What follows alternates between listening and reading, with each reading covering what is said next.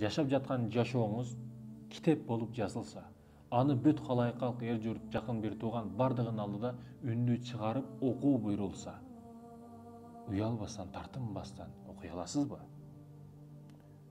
Өмүр аягында мынча убакыт бер, анча убакыт бер дешет. Мына убакыт кетти, мына 2 мүнөт 35 өттү.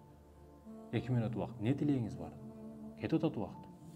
Так-тук, так-тук, так-тук. Убакыт өтүп атат. 2 мүнөт убакыт берилди. Биз ушундай нерселерди күтпөшүбүз керек, урматтуу мекендешим. 2 мүнөт берилсе, андай кылат элем, мындай кылат элем. Жок. Биз даяр турушубуз керек ар бир нерсеге. Биз бекерчи, жалкоо экендигибизди ушинтип эле билип алсак болот да.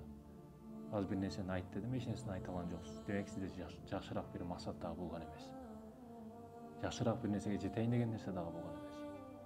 Болбосо жүрөгүңүздөн, тилиңизден ал сөздөр секирип чыгыш керек эле 2 мүнөт калды дегенде. Ошондой экен, максатты так билиң, жашооңузду так билиңиз. Китебиңиз жазылып атат, эртең окуйсуз. Уялып калбаңыз дегеним да.